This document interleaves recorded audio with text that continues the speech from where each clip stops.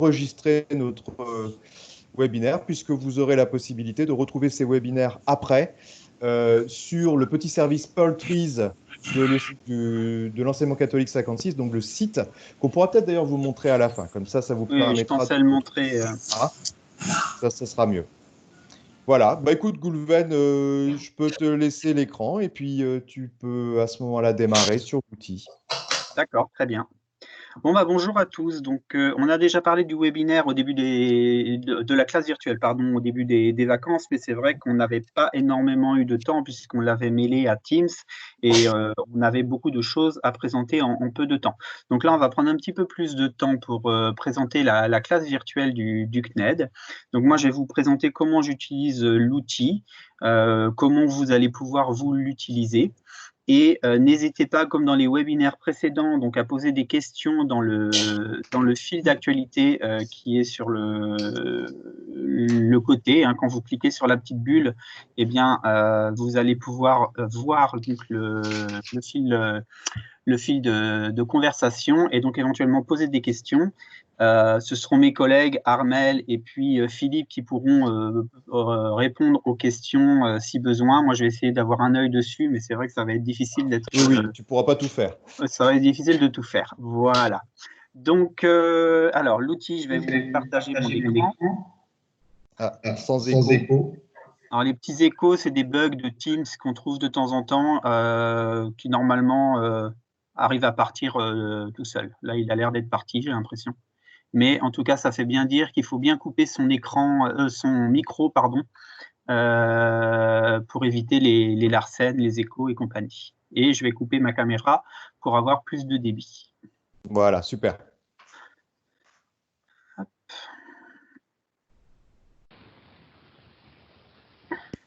Voilà, donc je partage mon écran. Donc, l'outil de la classe à la classe virtuelle. Alors, vous allez pouvoir, je vais vous montrer à quoi ça ressemble rapidement. Hop, le voilà.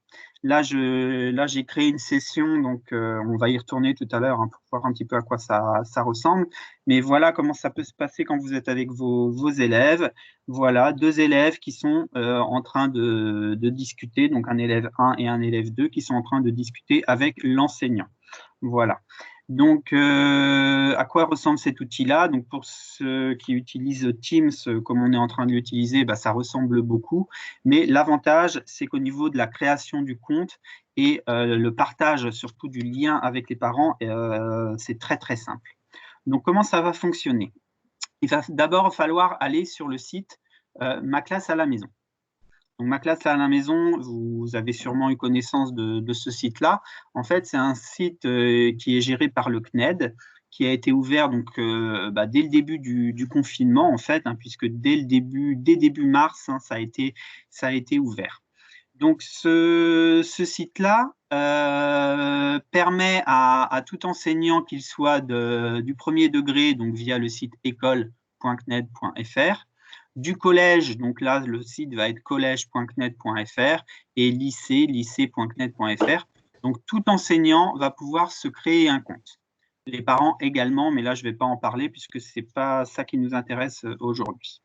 Donc, moi, j'ai fait des petits tutos. Un premier tuto qu'on retrouve sur le site de l'enseignement catholique, de la DDEC du Morbihan. Donc, quand vous arrivez sur le site ec56.org, vous allez cliquer donc sur le bandeau d'accueil hein, qui est là pour l'instant, puisque c'est vraiment notre actualité du moment, accéder aux ressources pédagogiques. Voilà, vous voyez les différents tutoriels qui sont proposés? Oui, ça marche. Oui, ok, super. Je préfère interroger de temps en temps parce que la dernière fois, j'ai parlé dans le vide pendant 5 minutes avant de m'apercevoir que j'étais tout seul. Ça t'a traumatisé, ça? Ah oui, complètement. Donc, vous voyez, quand vous arrivez donc, sur cet onglet de continuité pédagogique, vous avez des choses pour le premier degré. Vous avez bien entendu aussi des ressources pour le second degré.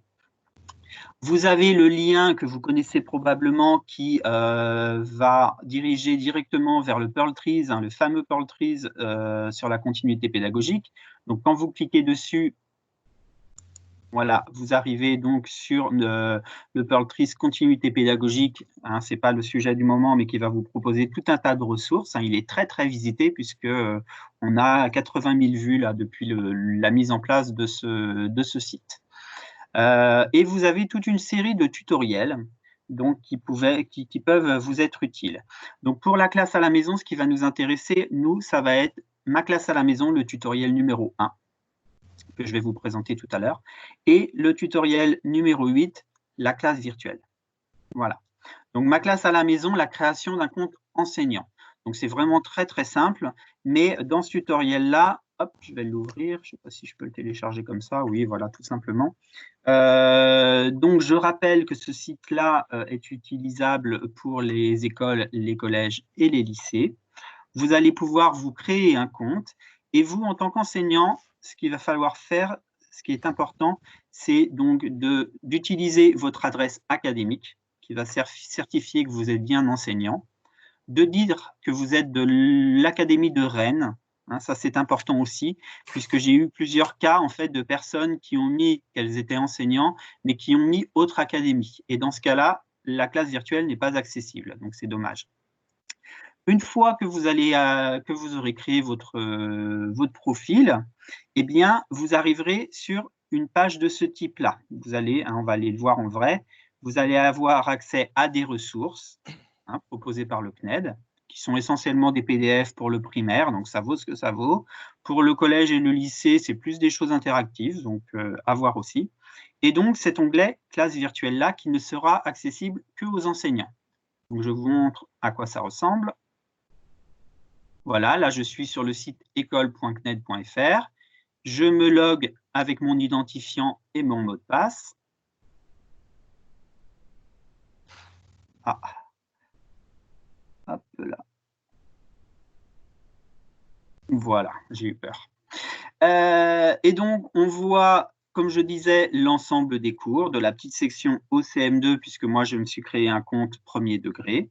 Et on voit l'onglet classe virtuelle qui est ici, qui est caché pour les élèves. Donc, on va continuer là-dessus, puisque c'est ce qui nous intéresse aujourd'hui. Voilà. Donc, quand ce sera la première connexion pour vous, vous aurez à cliquer sur ce bouton-là. Ce bouton-là va vous générer ce petit bandeau qui est là.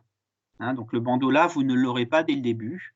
Je pense qu'ils n'ont pas créé de classe virtuelle pour tout le monde par souci d'économie de bande passante, de débit, de place sur des serveurs. Il n'y a que les enseignants qui souhaitent avoir leur classe virtuelle qui vont l'avoir donc en activant ce petit bouton-là. Donc, ce petit écran-là est très intéressant puisqu'on voit un lien modérateur qui est proposé et un lien participant.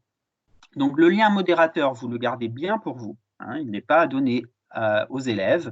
Vous pouvez éventuellement le donner à votre binôme si vous travaillez à mi-temps. Moi, c'est ce que j'ai fait. Comme ça, on se partage ce compte-là avec ma suppléante. Mais les parents, je leur ai donné ce lien-là. Voilà, c'est vraiment deux liens différents. Petite astuce également, ce lien-là, il peut être ajouté en favori. Voilà, donc vous créez un favori sous Google Chrome, sous Firefox, et puis donc ça va vous permettre d'y accéder sans avoir à vous demander, voilà, vous cherchez le lien. Moi, si je fais nouvel onglet, on voit qu'il est ici, ma classe virtuelle, elle est là quand je clique ici. Voilà. Le lien... Oui. Est-ce que, pardon, je peux juste intervenir sur le lien participant à envoyer aux élèves? Oui, vas-y. Alors, c'est sans doute plus vrai au second degré qu'au premier degré. On l'avait dit dans les webinaires du début des vacances. Il y a eu parfois, alors c'est certainement quelques unités, mais enfin voilà, c'est quand même arrivé. Il y a eu parfois quelques élèves qui jouaient un peu au troll, donc dont le lien était donné par des copains de copains et qui s'invitaient dans des classes virtuelles alors qu'ils n'avaient rien à y faire.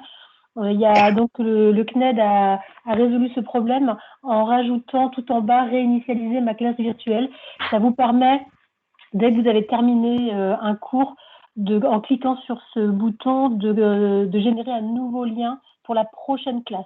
Donc ça oblige tout le monde à déconnecter, déjà d'une part, et puis ça empêche que voilà, vous devez donner le lien à vos élèves un petit peu avant la classe, pas trop longtemps avant. si vous avez peur que cela puisse arriver dans votre cours. Et si jamais ça arrivait, en fait, ce qui est conseillé de faire, c'est déjà de demander à tous les élèves de se connecter avec un prénom et nom, pas avec un pseudo. Si quelqu'un se connecte avec un pseudo, vous pouvez le sortir de la classe, entre guillemets. Et ça permet aussi d'avoir un groupe avec qui on est en confiance pour éviter les petits malins qui jouent au troll. Ouais. Et aujourd'hui, on peut régénérer de nouveaux liens, de toute manière, systématiquement. Oui, ça fonctionne très bien. Alors, c'est vrai qu'en premier degré, moi, j'en ai pas eu l'utilité. C'est le même lien depuis le début. Donc, c'est un lien qui est valable pendant toute la durée du confinement. Donc, en premier degré, ça, c'est intéressant d'avoir le lien qui reste. Moi, j'ai eu aucun problème puisque les parents d'élèves, eux, n'ont pas distribué de ce lien-là à des amis. Mais ce qui est intéressant, c'est que comme le lien reste pour les parents, c'est vraiment simplissime puisqu'ils ont juste à cliquer sur ce lien, en fait, et grâce à ce lien-là, on va leur demander de s'identifier. Et puis, c'est tout, en fait. Voilà. Donc, pour le premier tuto, là, vous voyez, c'est tout, en fait. C'est vraiment la création du compte. C'est ça qui nous intéresse. C'est vraiment très, très simple à utiliser. Mais faites bien attention à bien renseigner les bonnes informations. Parce que j'ai vu, en fait, on est tous pareils. On lit très, très vite. Et puis, une fois qu'on a rempli, c'est un petit peu dommage de ne pas bénéficier de tous les avantages de la classe virtuelle. Voilà. Donc, maintenant, le tuto qui nous intéresse, c'est vraiment l'outil classe virtuelle. Donc, si vous allez sur le site de la DDEC, c'est le tuto numéro 8 qui s'appelle classe virtuelle. Où là, je remets donc que c'est disponible à tout le monde. Je remets les tutoriels. Je reparle du fameux lien qui est donné dans la classe virtuelle. Une petite sécurité aussi. Donc, ça, je vais vous le montrer tout de suite. C'est que par défaut, en fait, la caméra saute. Puisque comme ce lien-là, s'il n'est pas réinitialisé, il peut être utilisé à tout moment, eh bien, on pourrait imaginer que les élèves se reconnectent 1 heure après, une fois que l'enseignant est parti, et donc continuent à converser ensemble, à pourquoi pas utiliser la caméra à plus ou moins à bon escient. Donc, en fait, la caméra, elle, dès que l'enseignant saute, au bout d'un moment, dès que l'enseignant part, la caméra, elle saute. Et l'audio peut aussi être désactivé. Donc, la première chose que va faire l'enseignant quand il va se connecter, donc je rappelle en utilisant le lien modérateur, eh bien, la première chose que vous allez pouvoir faire, tout ça c'est expliqué dans le tuto, c'est d'aller donc, de cliquer sur le petit onglet violet qui est à droite là. Et donc, dans ce petit onglet violet, c'est de cliquer sur les paramètres, la petite roue dentée. Et dans les paramètres de session, vous voyez que par défaut, la vidéo n'est pas activée. Moi, je n'ai pas utilisé cette classe virtuelle-là depuis quelques temps, puisqu'il y a eu les vacances. Et donc, l'audio est actif, le chat est actif, mais en tout cas, la vidéo, elle a sauté par défaut. Donc, ce que vous pouvez faire aussi, si vous voulez plus de sécurité et pas forcément réinitialiser votre lien en partant, c'est tout désactiver. Comme ça, les enfants se connectent, mais ils ne peuvent rien faire. Donc, ce qui est intéressant avec la classe virtuelle, c'est quand même de se voir, surtout avec nos élèves. Donc, dans ce cas-là, on va mettre qu'on partage l'audio et la vidéo.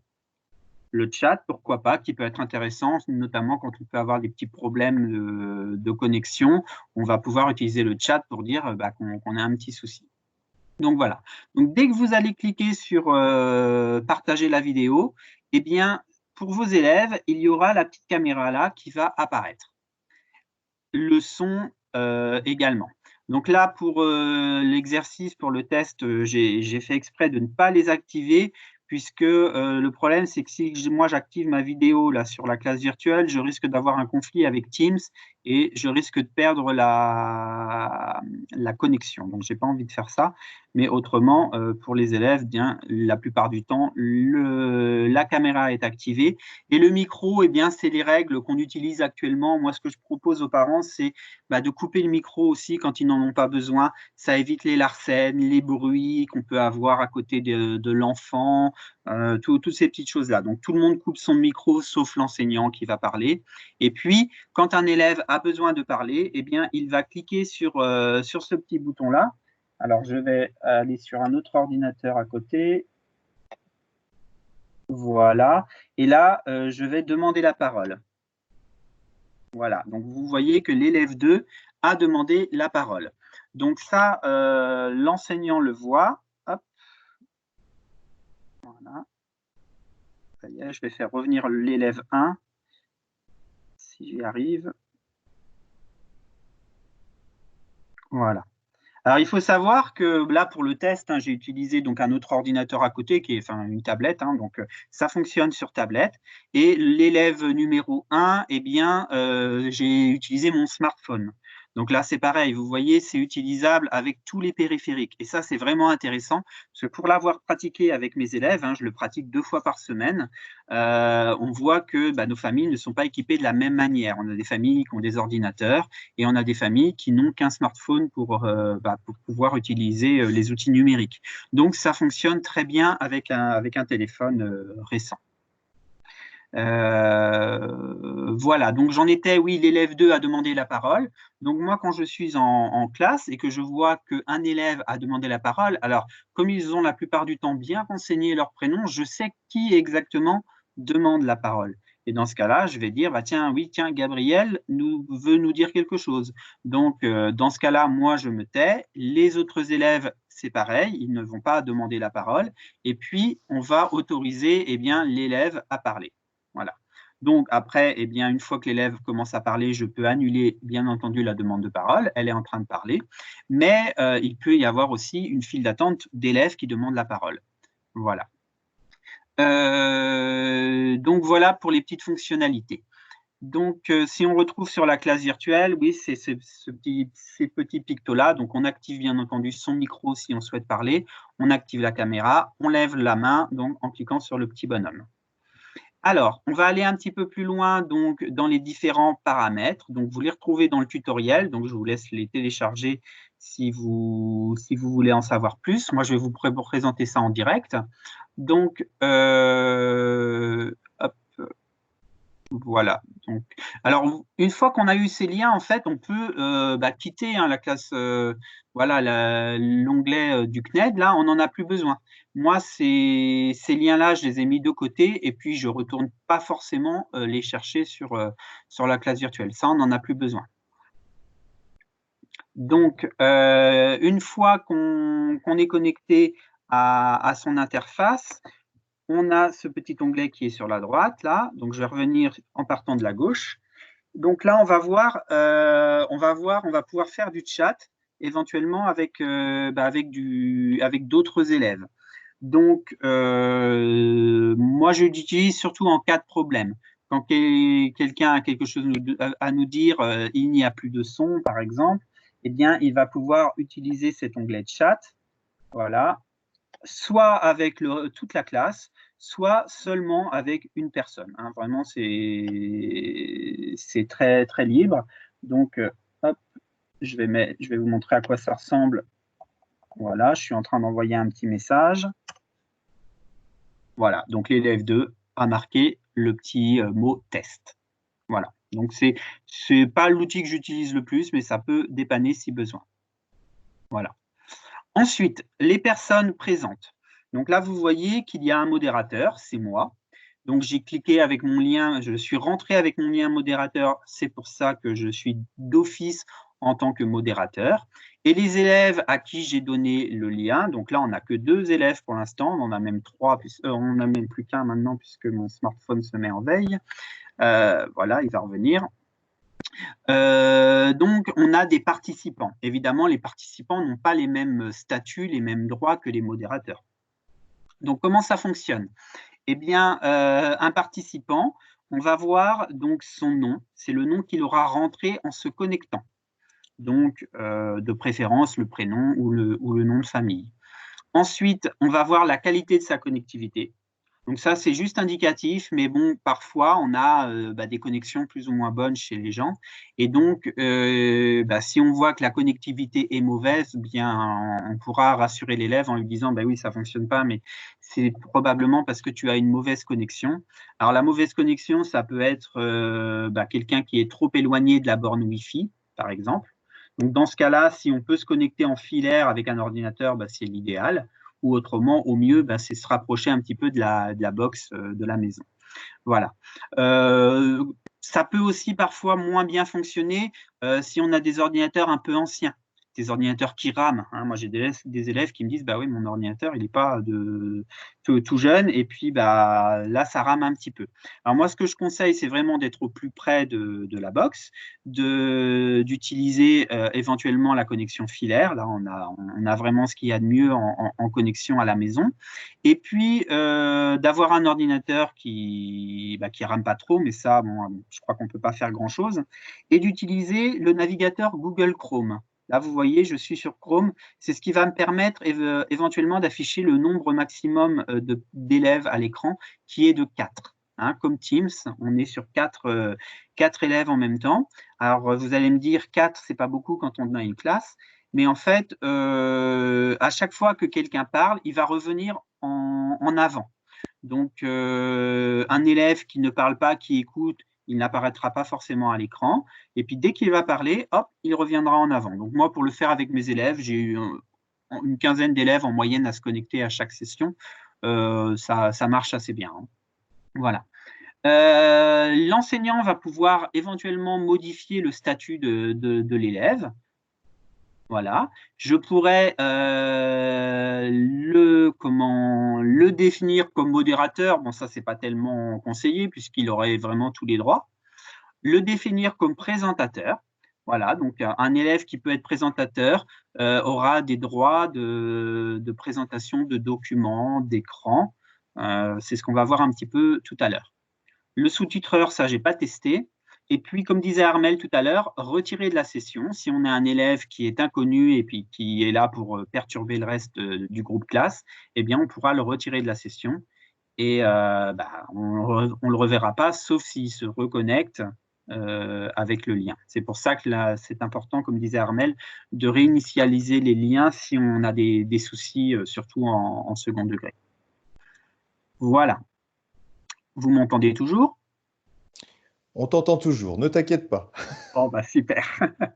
Alors, on va en venir à l'onglet de partage de contenu. Donc, c'est vraiment celui-là qu'on utilise le plus. Donc, l'onglet de partage de contenu, ça se veut vraiment très simple. Ils n'ont pas mis énormément d'outils, mais c'est vraiment des outils très intéressants. Et en tout cas, moi, ça me suffit dans ma pratique avec mes élèves. Donc, qu'est-ce qu'on a comme outil? On a le partage d'un tableau vide. Donc, ce tableau vide, c'est tout simplement un tableau blanc. Voilà. Et ce tableau blanc va apparaître aux élèves et on va pouvoir éventuellement utiliser des crayons, ajouter des formes, du texte et des choses comme ça. Donc, c'est un tableau qui est vierge à la base et que vous allez pouvoir compléter. Bon, ce n'est pas celui que j'utilise le plus, moi, hein, mais ça peut être intéressant. Le partage de l'application et de l'écran. Donc ça, je ne vais pas le faire parce que j'ai peur d'avoir des bugs, étant donné que je partage déjà mon écran avec Teams, mais vous comprendrez que c'est exactement ce que je suis en train de faire avec Teams. Si je clique sur ce bouton-là, eh bien, les élèves verront mon écran en entier. Donc, ils vont voir tout ce que je vois à l'écran. Ils vont voir évidemment ma fenêtre. Si c'est cette fenêtre-là qui apparaît, eh bien, ils se verront hein, si on veut. Hein. On a des petites choses marrantes qui peuvent se passer. Mais si on bascule sur un site Internet, ils verront le site Internet. Si on ferme l'onglet pour arriver sur voilà, une image, hein, j'avais fait une copie là, des objectifs du webinaire, eh bien, on peut la présenter. Ils verront également tout le contenu. Voilà, là, j'ai mon gestionnaire de fichiers qui est ouvert, donc ils peuvent voir ce qui est dessus. Et puis, bah, bien entendu, le bureau, s'il est actif et bien rangé. Voilà. Je reviens sur mon onglet. Donc, le partage de l'écran, c'est vraiment la solution la plus simple quand on a des choses à partager, notamment des sites Internet. Si on veut montrer aussi des vidéos, on peut les montrer en direct, même si là, moi, je préfère donner le lien de la vidéo à mes élèves, comme ça, ils peuvent voir et revoir quand ils veulent la vidéo.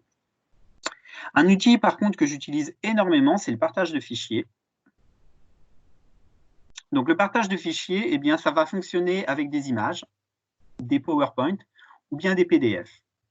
Donc, vous allez ajouter un fichier. Dans ce cas-là, eh bien, on va tout simplement aller chercher dans le, dans le disque dur, voilà des documents. Donc, par exemple, ce document-là, ce document PDF. Il s'importe, ça veut dire qu'il va mettre un petit bout de temps à arriver sur la classe virtuelle. Mais ce qui est intéressant, c'est que ça va rester. Quand vous allez vous reconnecter la fois d'après, eh bien, vous aurez accès aux différents documents. D'ailleurs, on les voit. Moi, j'ai utilisé ces documents-là, celui-ci là qui fait 9 pages, celui-ci et celui-là qui est une image. Donc, je les ai utilisés la dernière fois. Donc, il ne faut pas hésiter non plus à faire le ménage de temps en temps. Hein. Là, je ne vais plus avoir besoin de ce fichier-là pour ma prochaine classe virtuelle. Donc, je la supprime. Celui-là, c'est pareil. Par contre, l'image, je vais la garder puisque je l'utiliserai encore avec mes élèves. Donc, voilà, ça y est, mon fichier est arrivé pendant que je parlais. Et donc, maintenant, eh bien, je vais pouvoir le présenter aux élèves. Vous voyez, là, j'ai cliqué sur le tutoriel 8, qui est un PDF, et je vais faire « Partager maintenant ». Là, je vais voir les différentes pages du PDF et je vais choisir tout naturellement de partager d'abord la première page. Donc, c'est un petit peu petit, bien entendu, mais on a des outils qui permettent de zoomer. Alors là, ce qui est intéressant, c'est que moi, je zoome, mais les élèves sont autonomes. Ça veut dire qu'ils vont pouvoir éventuellement, eux, zoomer sur le bas de la page, s'ils veulent. Ils sont autonomes dans la page. Hein. Par contre, ils ne pourront pas changer de page. C'est moi qui vais donner le moment du changement de page. Voilà, là, ça y est, je suis arrivé sur la deuxième page. Donc, c'est assez intéressant à utiliser. Si vraiment on voulait laisser les enfants manipuler le PDF, il faudrait les passer en présentateur. Voilà. Donc, on retrouve les petits outils d'annotation, hein, le crayon, tout simplement. Voilà, il n'y a pas énormément d'outils, mais bon, il y a la base quand même. Donc, quand on a besoin, hop, d'utiliser le crayon, un petit peu de texte pour annoter quelque chose, eh bien, voilà, c'est très simplement utilisable. Donc, ces documents-là, eh bien, vous allez pouvoir présenter n'importe quel PDF à vos élèves ou bien des images. Voilà. Pour arrêter le partage, il suffit tout simplement hop, de cliquer sur le petit bouton « Arrêt ». Donc ça, c'est vraiment un outil très, très intéressant. On a des outils de sondage. Alors, les outils de sondage, eh bien, moi, je l'ai utilisé tout simplement la première fois avec mes parents d'élèves, puisque la première classe virtuelle que j'ai faite, c'était plutôt à destination des parents d'élèves, hein, puisque mes élèves sont en CPCE1, et j'avais envie plutôt de faire un petit bilan avec les parents au début pour voir un peu comment se passait la continuité pédagogique. Eh bien, ce petit outil de sondage, voilà, je vais en faire un, des questions à choix multiples, par exemple. Donc,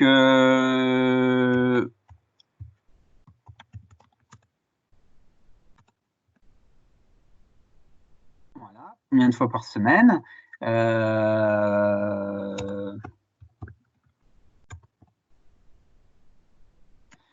voilà. Et puis, moi, ce que j'ai posé aux parents, puisque la question, on débutait, on ne savait pas du tout où on allait, eh bien, est-ce qu'on voulait se voir tous les jours? Est-ce qu'on souhaitait se voir seulement 2 fois par semaine? Ou bien une fois, c'était suffisant? Donc, le petit sondage est très facile à faire. On lance le sondage, ça apparaît à l'écran et chaque parent peut répondre une fois, enfin chaque élève, hein, puisqu'il va plutôt être utilisé avec les élèves, mais chaque personne va pouvoir répondre une seule fois. Donc, ça va éviter de poser la question à la vingtaine de personnes qui pourraient être connectées en même temps dans la classe, voire la trentaine, et puis que tout le monde réponde en même temps, qu'on ne sache pas qui a répondu quoi. Là, en fait, la plupart des parents m'ont répondu, voilà, hop, 2 fois. Donc, je vais faire répondre mes 2 élèves.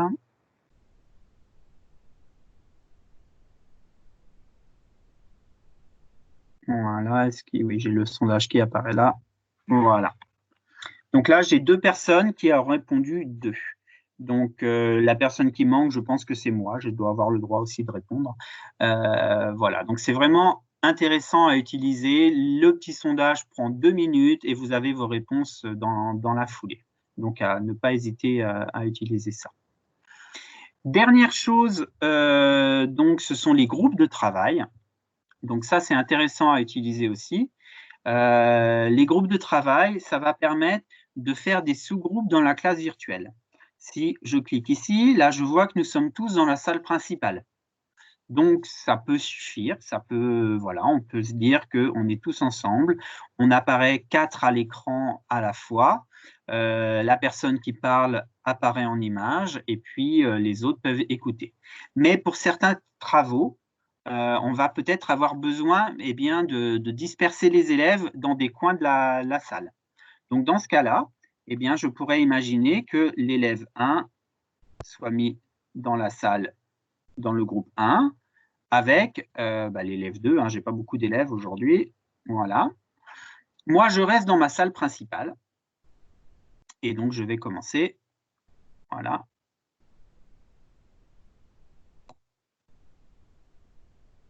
Voilà, donc il y a quelques petits temps de latence pour que chaque élève soit bien dispersé. Et voilà, donc on voit que moi, en tant qu'enseignant, je suis resté dans la salle principale. Je suis tout seul maintenant. Et puis, mes élèves 1 et 2 sont partis dans le groupe 1. Donc, j'aurais eu d'autres élèves, j'aurais pu en mettre d'autres dans le groupe 2. Alors, voilà ce que ça donne. J'ai fait des copies d'écran tout à l'heure. Je devrais les retrouver ici. Alors, où est-ce que j'ai mis ça? Voilà. Donc, un seul groupe. Hop. Je vais faire un aperçu, ce sera plus lisible, je pense.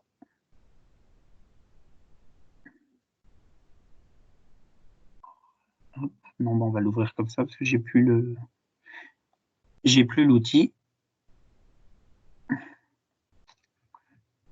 Donc voilà, quand on a un seul groupe, c'est ce qu'on a vu depuis le début, le modérateur, les participants, tout le monde peut se voir.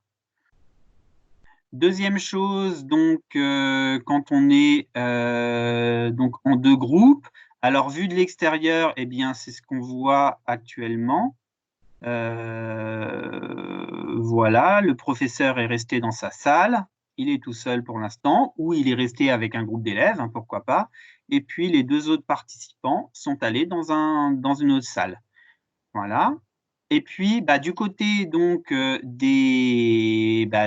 l'autre groupe, voilà, ici, on a bien nos 2 participants qui sont dans leur salle, qui ne voient pas le maître ni les autres groupes.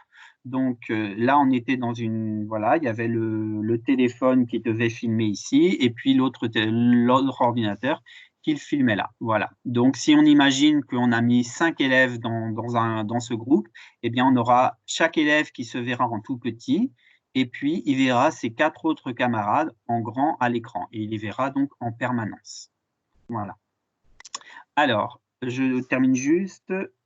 Hop, Oui, tu as quelques questions ouais, qu'on je vais pourra y peut-être répondre. aborder, que tu vas avoir là sur le côté aussi. Ok. Alors, je termine juste en disant que, bien sûr, le modérateur peut aller rejoindre le groupe. Là, je suis dans la salle principale. Voilà, mon élève 1 est parti puisque ça s'est mis en veille.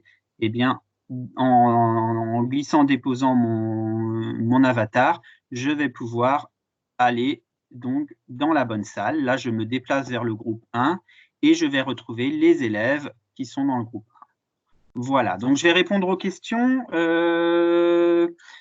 Philippe, si tu peux m'en faire une synthèse ou je ne sais pas comment on Alors, fait. on avait une première remarque de collègues au début, en fait, qui nous disait que c'était pas toujours évident de se connecter, qu'il pouvait y avoir des problèmes liés au matériel, au micro, etc. pour chaque élève. C'est vrai qu'on peut avoir ces problèmes techniques qui reviennent, qui ne sont pas forcément de notre ressort non plus, hein, qui peuvent être liés au matériel in situ pour chaque élève. Hein. Donc ça, Ouais. c'était le premier point. Alors, c'est ce que je disais, en fait, moi, pour avoir utilisé plusieurs outils de ce type, On a utilisé, alors ça va dépendre beaucoup du débit. Moi, j'ai de la chance, je suis pas très loin d'un central téléphonique et donc j'ai un bon débit, ce qui permet éventuellement de faire plusieurs classes virtuelles dans la maison, hein, puisque j'ai des enfants qui sont aussi qui font du Teams en même temps que moi. Donc voilà, donc on utilise l'outil Teams qu'on est en train d'utiliser actuellement, qui fonctionne vraiment très très bien. Donc là, je vous renvoie vers les webinaires qui ont été faits à ce sujet. L'outil classe virtuelle, moi, j'ai jamais eu de soucis de mon côté. J'ai des parents d'élèves qui ont pu avoir des soucis. Alors, on s'est aperçu que c'était ce que je disais tout à l'heure, des problèmes de connexion, de bande passante ou d'ordinateur obsolète. Hein. C'est vrai qu'on trouve un petit peu de tout. Ce qui peut être fait pour économiser de la bande passante, c'est ce qu'on fait actuellement pendant notre webinaire. Eh bien, c'est déjà de demander aux familles, si vraiment le débit est très mauvais, de couper la caméra. Hein, là, on va redonner un petit peu de bande passante et puis le son, le son passera mieux. Voilà. D'accord. On a autrement une autre petite question. Pour partager un fichier, doit-il forcément être un PDF? Est-ce qu'on peut partager un diaporama, par exemple? Oui, alors c'est ce qui est indiqué. On peut partager une image. Alors j'imagine que c'est des images format JPEG, hein, des formats habituels, hein, voilà. Des PowerPoint autrement. Donc si vous avez un PowerPoint qui est fait sous Microsoft PowerPoint, ça passera. S'il est fait sous LibreOffice, eh bien il faudrait le transformer en PowerPoint et puis là ça devrait passer. Et puis le PDF autrement. Et le PDF autrement. Ouais. Une autre remarque, j'ai essayé de faire un enregistrement, mais je ne Oui. récupère pas le MP4. Bonne question, c'est vrai que j'ai oublié d'en parler. Donc en fait, l'outil qui est proposé par le CNED, c'est évidemment pas un outil qui a été créé par le CNED. Hein, ils n'ont pas les personnes ressources pour créer de tels outils. C'est quand même très très complexe. Donc en fait, ce qu'ils ont fait, c'est qu'ils ont dû acheter une licence pour utiliser ce logiciel-là.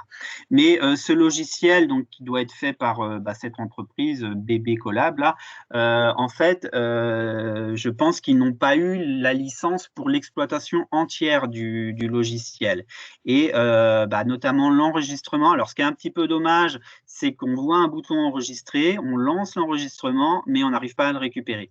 Et nous, on a essayé avec plusieurs enseignants de voir et la seule réponse qu'on a pu obtenir, c'est que probablement, on a une licence de base, mais qu'on n'a pas le logiciel complet qui nous permettrait, comme avec Teams, de récupérer des enregistrements. De récupérer les enregistrements. Bon, ça tourne autour de ces questions-là. Je vois que là, pour continuer, pour partager un diaporama animé, il faut d'abord partager l'écran et ouvrir son fichier. Bon, là, ce sont des petites choses d'utilisateur. Ouais, c'est vrai, ouais. D'accord. Voilà, Donc, si tout ce qui passe pas en partage de documents, et bien dans ce cas-là, on partage son écran. Et là, tout passera, évidemment. D'accord. Bon, peut-être pour conclure, parce que je vois qu'on s'approche vraiment de l'heure.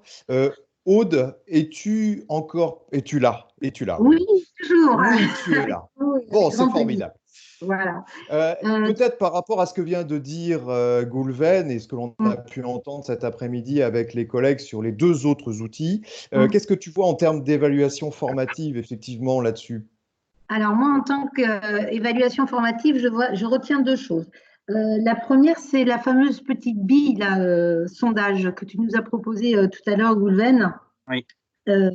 Ce sondage, on peut l'utiliser justement pour voir comment est-ce qu'ils ont compris, qu'est-ce qu'ils ont aimé dans ce temps de classe. Moi, je trouve que c'est très important dans notre accompagnement aujourd'hui où les enfants sont un peu isolés ou qui peuvent avoir perdu leur repère, de les rassurer en leur posant des questions qui ciblent un petit peu leurs émotions aussi. Je ne l'ai pas encore abordé là, lors des différents webinaire, mais à travers nos questions, souvent les élèves vont nous dire oui, on comprend pas, ou j'y arrive pas, ils vont vite abandonner. Et souvent, quand on leur demande de verbaliser, de dire pourquoi, qu'est-ce qu'ils n'ont pas compris, on se rend compte qu'ils ont peur, mais en fait, on n'est que le réceptacle finalement de leur peur, et que leur peur, elle peut être aussi ailleurs. Donc ça me paraît important de ces petits sondages-là, voir un petit peu qu'ils prennent conscience un petit peu dans quel état émotionnel ils sont. Ça me paraît intéressant. La deuxième chose aussi que je trouvais très intéressante, c'est tout le travail de groupe, parce qu'on va initier le travail donc collaboratif. je le vois sous deux aspects. Le premier, c'est peut-être permettre aux enfants de pouvoir échanger entre eux, s'expliquer. Et j'insiste sur ce deuxième point. On a toujours tendance à dire en tant qu'enseignant, bah, vas-y, explique-moi explique-moi comment tu as fait. Je crois qu'on peut essayer, et en cette période-là, d'aller un petit peu plus loin en disant à l'enfant, qu'est-ce que tu as vu, qu'est-ce que tu as lu, qu'est-ce que tu as entendu, à quoi ça t'a fait penser, et qu'est-ce qui t'a permis en fait d'entrer dans l'exercice. Et ça peut aussi aider des élèves qui sont perdus aujourd'hui parce qu'ils n'y arrivent plus, à cause de l'émotion, à venir à faire le tri dans leurs connaissances. D'accord. Et je trouve que le fait de les accompagner, de se retrouver en petits groupes et de penser, d'accompagner l'élève, dire bah, qui pense avoir compris, qu'est-ce qui s'est passé dans ta tête? Dis-nous comment tu as fait, par quoi tu es passé. Décomposer ce qu'on appelle en pédagogie le geste d'apprentissage. Et en fait, à ce moment-là, on met du sens sur ce que l'élève est en train de faire et on est sur ce qu'on va appeler une posture accompagnante et bienveillante. Voilà, ce qui rejoint donc ce que vous avez sous les yeux à l'heure actuelle hein, sur la fameuse diapo là, que vous avez là sur évaluer l'élève.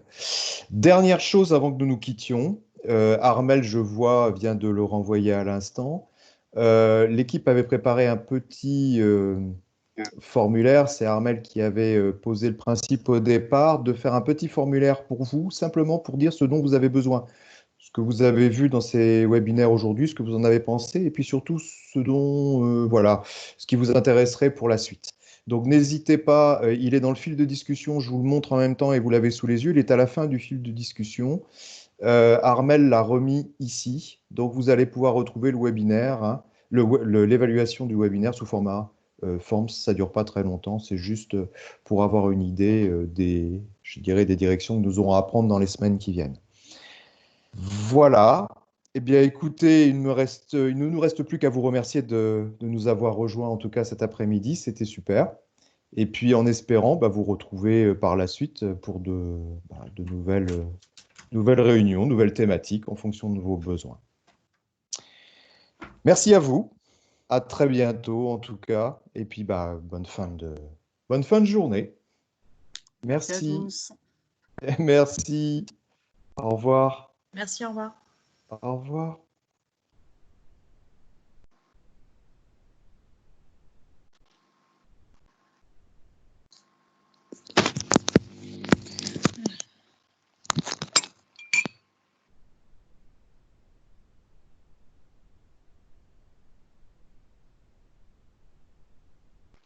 T'as un petit cœur?